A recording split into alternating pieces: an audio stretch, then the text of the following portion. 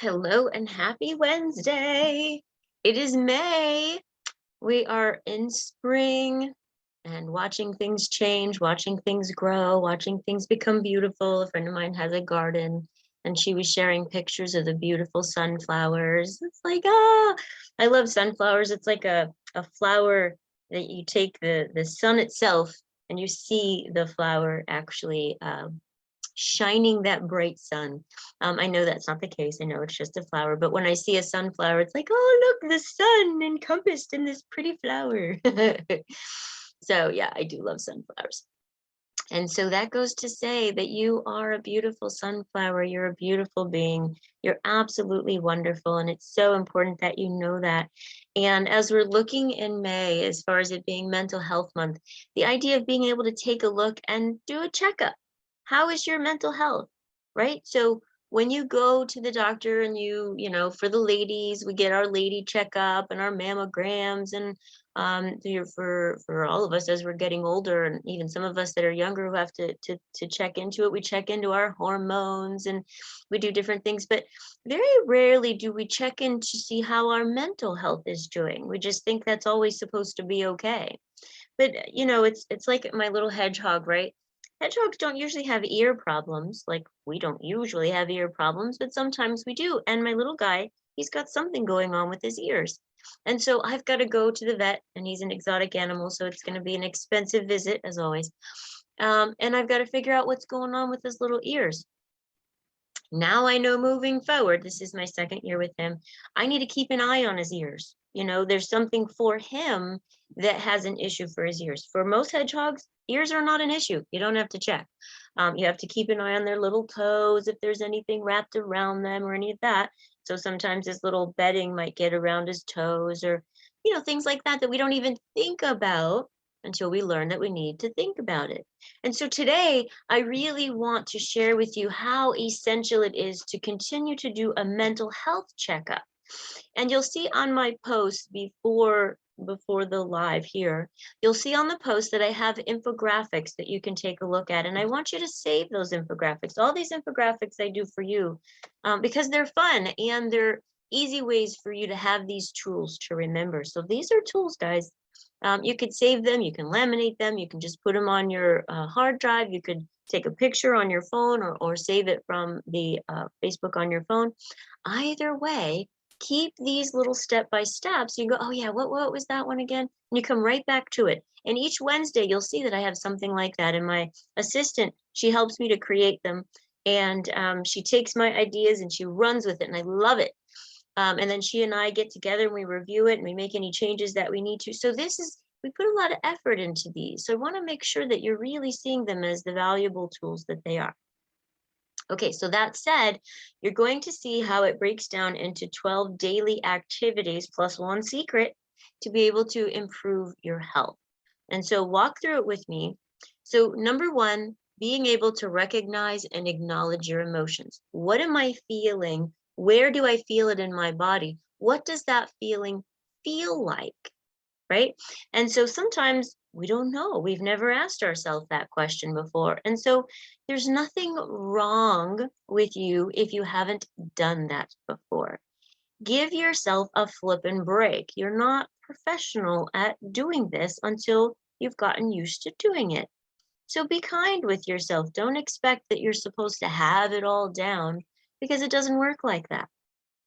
Okay, so the other thing, let me take a look. It looks like, hang on for me 1 second. I want to make sure I'm live in the right group or in the right room. It was supposed to be going to my profile, but I'm getting messages that it's not being seen. So give me a second so I can make sure that it is being seen in the right place. If you can see it, give me a heads up, thumbs up, something like that, so I can make sure that it's being seen. It could just be that one person isn't seeing it properly, and that does happen.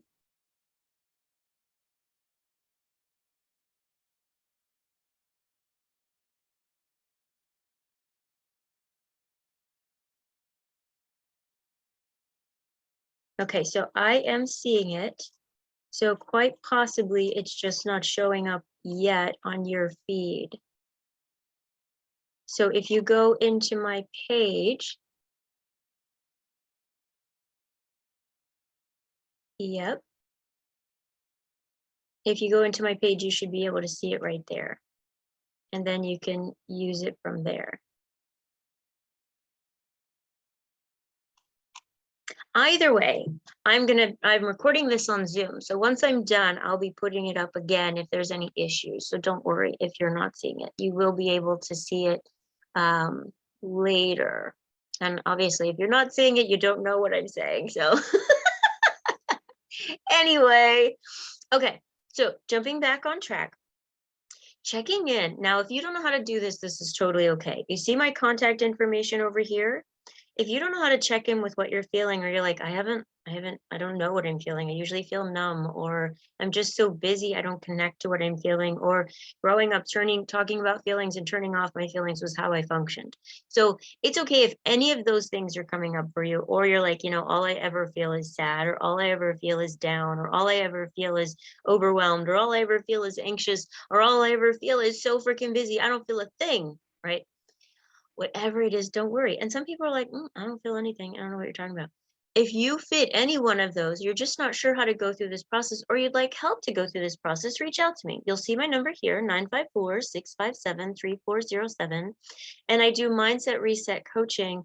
I do hypno coaching. I do NLP. Basically, I help people to take a look at how they are practicing their mindset currently. What programming do you have currently? So if you're not able to connect and go, I don't know what I feel, I don't know where I feel it, I don't know what that connection is, then just let me know and we'll be able to work on it together. So no worries, right? All right, cool beans. So then the next thing that we're taking a look at, okay, so I'm getting some more that they can see it. So hey there, Dora. Hey, Tony. Thank you guys so much for your hearts. I appreciate you so much. I'm going to go ahead and reshare this out. So that way it's in the groups that need to be seeing it. There we go. Reshared out again, guys. So you have it. Okay. So number 2, you could look back at the infographic. You could save it to your computer and pop it up. So look at number 2. The idea as you're going through these is not like they have to be in any particular order. So please don't make that like the thing that you have to do. The idea is to allow yourself to see that you can pull from these, right? Okay. So for myself, I have to acknowledge and admit that this is something for me. So when I am thinking I have to get things done, I tell myself, well, you can't do this thing until this thing is done. And that's great if this thing gets done. But there are times when something takes a while to get done. So break it down into little baby steps. So for example, I said I couldn't get a massage until my budget got done. And it's just been taking a while. So, but I am getting pieces of it done. So what I decided to do was say, okay, I did a big chunk of it, so I'm okay. And really, it's just a couple months, so it's not going to take all that long, much more after that. So I could say, okay, you know what? You did most of it. You can go ahead and get a massage and you can finish the rest. So the idea of number 2 is allow yourself to have those simple pleasures in life. And it just depends on what it is for you. Now, if there are some simple pleasures that you say are not good for you, like, oh, well, a simple pleasure for me is to have beer when I should never drink alcohol, or a simple pleasure for me is to have chocolate when I'm diabetic, or things like that. So make sure these are things that are healthy for you. That's what I'm referring to. Simple pleasures like let yourself go for a walk, let yourself have, like, I can't drink coffee very much, but I can let myself have a coffee every once in a while because the caffeine actually messes with my system.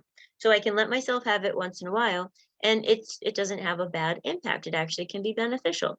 Or I'm also doing where I take more vitamin Bs I'm actually drinking it now. In my vitamins, I can drink my vitamins, and so I take them more in the morning instead of in the evening or the afternoon. I can't take them in the evening because of the bees. So my simple pleasures, whenever I feel like I want sugar, I take my vitamins. Whenever I feel tired, I take my vitamins. And so that actually can help in, oh, I feel so much better now, right? Um, allowing yourself, some of these other things you're going to see are actually a simple pleasure. So allowing yourself, number 3, being able to practice sitting and seeing your wiser self. So what does that even mean? So let yourself for a moment just connect. Take a deep breath. And I want you to connect to that part of you that feels confident and loving and nurturing. That part of you that connects to God or the universe, whichever term you use, connects and goes, yeah, I feel peace. Yep, everything is good. I feel and see the bigger picture. All this stuff I've been worrying about isn't a worry. I can lay it at your feet. Feel good. And then you're ready. You're ready to go into your day with that feeling good feeling. And so you can allow yourself to have that, and you deserve it, right? That's what you're here for, to practice that, to being more into that super conscious part of you, that intuitive part of you, feeling good, feeling connected, right? Okay, so again, that could be also considered a simple pleasure. So notice these things, like I said, they don't have to go in a particular order, but that was number 3. Number 4, practicing breath work. What does that mean? So there's different things that you can do in practicing breath work. You can just do regular, like taking your breaths in and taking your breaths out, slowing things down.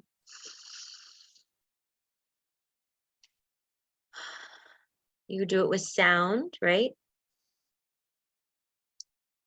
And that actually creates that vibration to release that. You could do it with a yawn. Ready? Do it with a yawn.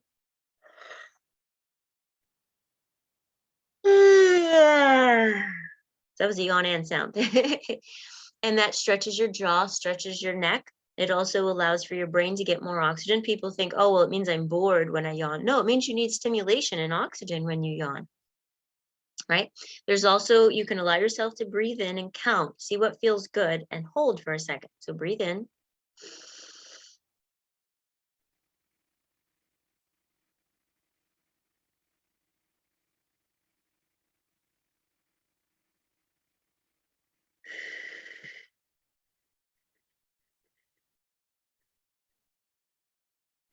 Okay, so my breathe in was at a count of 5, my hold was at a count of 10, and my breathe out was at a count of 10. And I feel really like way more relaxed. And so for me, I would say, okay, so 5, 10, and 10. I'm going to practice that when I want to. Now you could pick another number, whatever works better for you. So let's say the idea is you want, when you breathe in, you want to breathe out slower. So it kind of slows things down. And when you breathe in, excuse me, this is making me yawn.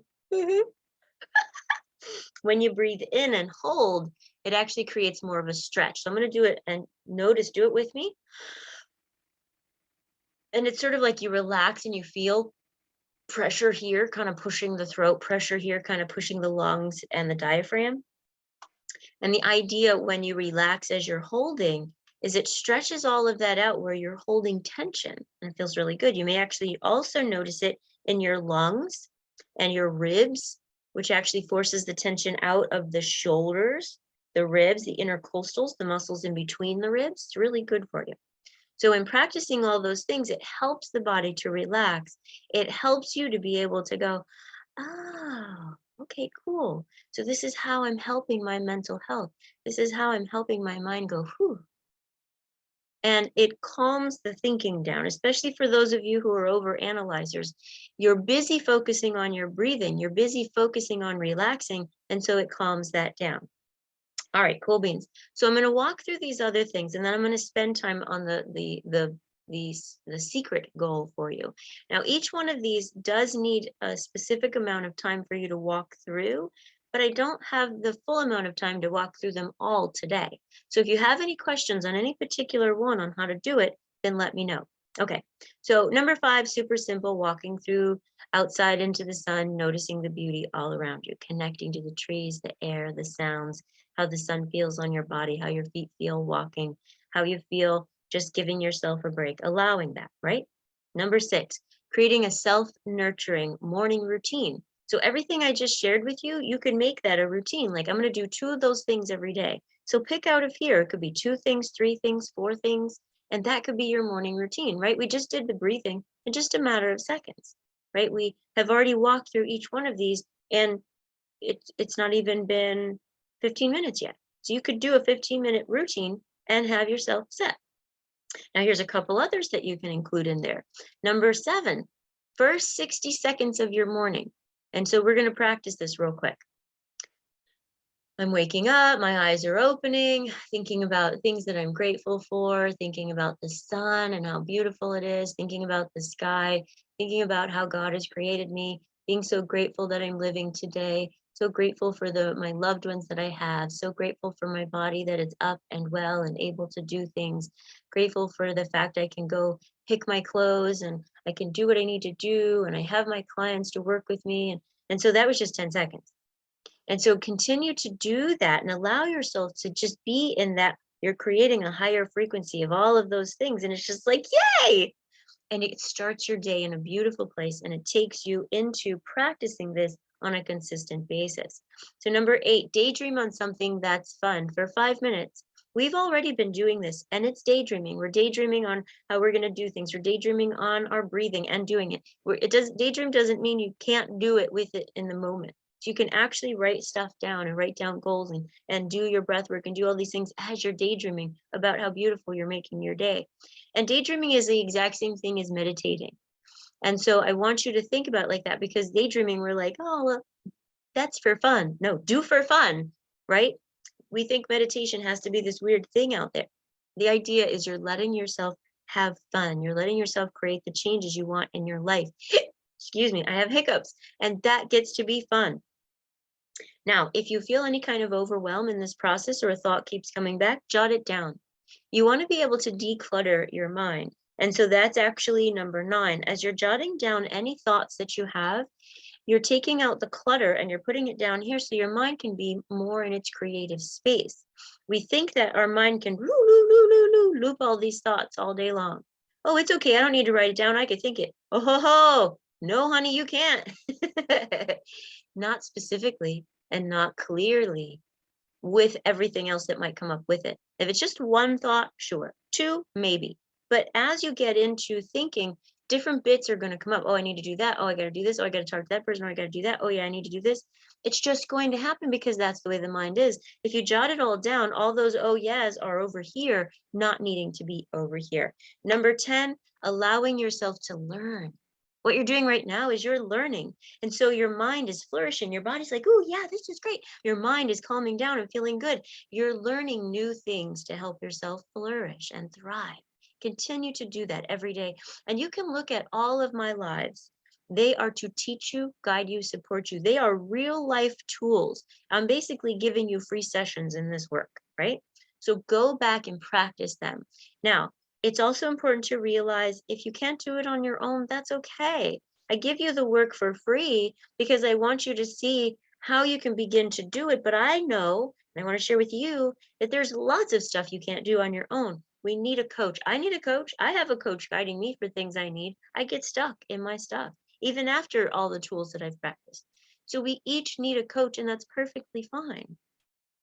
So it's okay. Go into these things and practice. And what you feel like you're not catching, that's where you want to do the work. That's where you need to learn to flourish. So don't worry about it like, oh, it means that there's something wrong with me or I can't do it. That's actually just negative self-hypnosis talk. That's some programming that you began to practice from a young age, maybe something you saw other people doing, or how you learned to cope and you're still doing it. That's the thing that's not working for you. Okay. Number 11, plan ahead for healthy eating and drinking and sleeping. I know it just says eating, but I want you to include that too. Think about it like you've got a kid, right? If you've got a baby, you're like, oh, I've got to do this and I've got to plan for that and I got to get the right formula and I got to get the right food and I better make sure I've got diapers and I've got to make sure I've got enough throw up bibs. I know it's gross. And so you plan these things. That's why you have a diaper bag. You have the bag of planning because you're going out into the day and you're going to need these things. You're going to need the right foods to make sure that the baby's okay. You're going to need the right formula to make sure that their tummy's okay. You're going to need to know the right time of nap time and the right time of potty time. So you're making sure, hey, They didn't potty, something's going on. Let me do the little leg exercises to help them get things moving along. There's things that you plan for. Imagine that you are taking care of a baby because your body can't do anything without you. Your mind cannot be handled properly without you. The activities you want to accomplish, they're not going to get done without you. Your body can't even wipe its own behind without you. You have this being that needs you. And so as you allow yourself to love it and take care of it and plan for it, it just becomes so easy to accomplish the things you want to accomplish because you're creating. You're coming from a place of creating all the time. You're coming from a place of planning. And it doesn't have to be extensive planning, but hey, I need to make sure I've got this food at this time so my body can be functioning right and I'm not cranky. Because think about it, when a baby's cranky, they don't feel good. They might even run a fever, right? It's like, wait a second, just from not eating? Yep. If the body doesn't get what it needs, it could get sick. Knowing that same thing about yourself is essential. We often don't think about ourselves as a being to take care of and nurture in that way. Okay, number 12, you're going to create a way to spread joy, whatever that is. And you're not just doing it for others, you're doing it for yourself, because when you're creating that joy, you're feeling that joy, right? Yeah, absolutely. And so right now I'm actually spreading joy and you don't even know it because I didn't say, but I'm smiling. And my smile is actually bringing positive endorphins into your brain and into your body because that's how the brain works. And you don't even know it if you haven't learned that yet.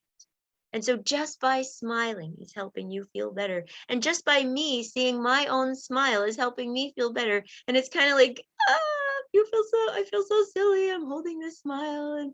But the more you practice it, the better it is. Why not? We practice smiling while we're talking because we've never been taught to do it like that. Because we've been taught, well, if you do that, then people are going to think you're fake. People are going to think you're just faking the whole thing. Well, if I'm just choosing to smile, then I'm not faking anything because I'm choosing to smile. I feel the difference as I'm doing it. You can feel the difference as you're watching it. Spread that joy just because you can. And here's the big secret, guys. Your emotions are here to guide you. And people don't know that. And I'm going to give you some examples. I'm going to give you 3 examples that are really important. The emotion of anxiety is telling you that there's an experience around you that's not safe. So you're telling yourself that something is not safe, or there is something around you that's not safe. And so you get to allow yourself to take a look. Is there something around me that's not safe? Okay, then I get to handle that and create a safety plan. Is there something that I'm thinking that's not safe? Like I'm going to not be safe. Like what if that happens? What if this person says that? What if? So then I'm creating an unsafe experience that doesn't exist. I need to put that in check and stop that and shift that to positive what ifs, because guess what? Neither one is true. Neither one has happened yet. So you can allow yourself to say, what if I succeed? What if I can do this? What if I'm able to, and fill in the blank? Awesome stuff. So number 2, this is another big one. When we go into the experience of anger, we tend to think that anger means we're going to lash out. Anger means we're going to be bad. Anger means that we're going to hurt somebody or we're going to be hurt. What if anger means that something is unjust and unfair, and it's there to help us set boundaries for either unfair thinking that we're having or unfair behavior and thinking that someone else is having? What if we handle it like that, and anger doesn't mean that somebody's going to get hurt? What if anger is meant to be safe? Because anger is supposed to be there to say, hey, something's happening that's not fair. Totally awesome. Totally awesome when we can help ourselves and others get that. And as you learn this information, you can do that. You might think, oh, well, I can't, the other person won't listen. No, there's a way. There is a way. I've done this with clients over and over and over again. Now, if there is somebody who is just set on being angry and aggressive and hurtful, that's a different kind of person, and that's a different conversation. That person's being abusive. Totally different. But if they have issues with anger and they want to do better and they want to express themselves differently and they just don't know how, this helps. This will guide them. This will show them, right? And then the last one, this one we talked a little bit about before. If you are in the experience of overthinking, right, and into overwhelm, now some of these two might cause overthinking too, but overwhelm and overthinking, take a piece of paper, take a pen, or if you don't like to write, take your phone and in your notes, speak what's going on. And allow yourself to create the experience, confirmation sounds, allow yourself to create like a maybe bullet points so it's easy to go through. Allow yourself to create this new experience of I am jotting things down when I feel overwhelmed or over analyzing things. Because as now it's all out, right? Kind of like you just, bleh, it's all out here. Now I can look at it and now I can feel better because I can go through and I can see what are the pros and cons of this situation. What is it that I am missing here? And as you're looking at it, you're like, oh, okay, so I can see this goes with this and this goes with that. And I could see I was being unfair in my thinking there. And I can see how this was there. And because it's all written down, and let's say you just do it into your notes, send it to yourself in a Word document and do your notes there. Getting it out of your head. That is what that overanalyzing overwhelm is telling you. So then you can become aware of what's going on.